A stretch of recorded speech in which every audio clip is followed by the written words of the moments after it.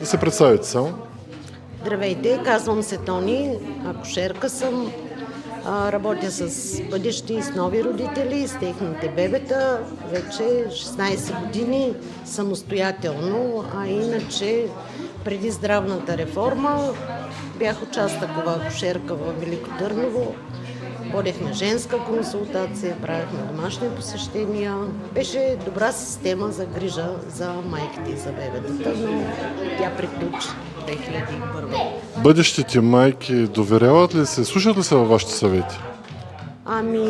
Вчера бях поканена на едно събитие за откриване на едно иновативно училище тук в нашия район.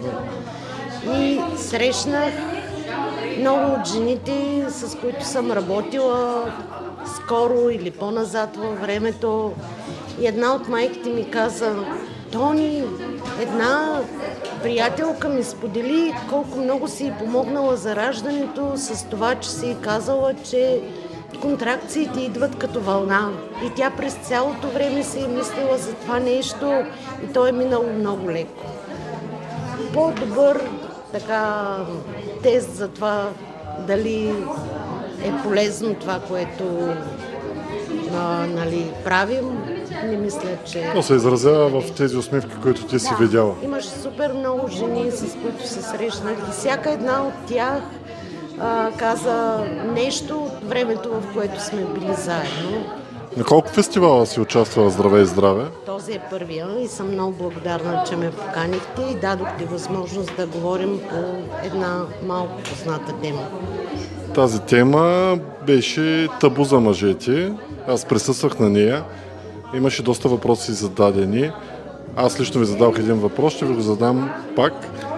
Кое е най-късото послание, което бихте казали и казвате на една бъдеща майка или бъдещи родители?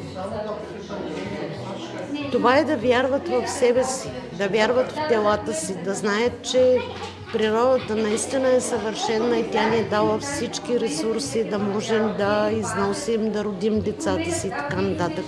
И после, когато станат майки, бебето вече е в ръцете им, да му се доверят. То също може много добре да ги води. Какво бихте ни препоръчали или ако имате някаква критика, понеже у нас не е първи фестивал, който организираме, приемаме добра критика, лоша критика? Аз не бих критикувала, защото не виждам нещо, което е за критика. Нали?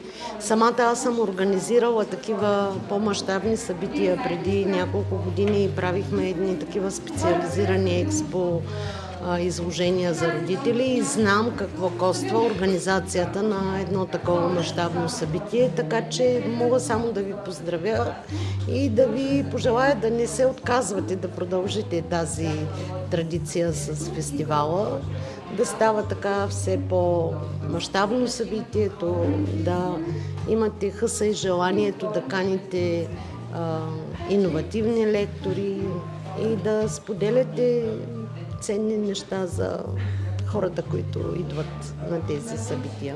Ако някой иска да се докосне до вас, как може да се свърже? Аз имам страничка в Happy Moms, във Facebook, Happy Moms Велико Търново, или като напишеш в Google името ми. Имам и сайт, който обаче, с който не се гордея и сега тече изработка на нов. Инстаграм също. Добре. Благодаря много.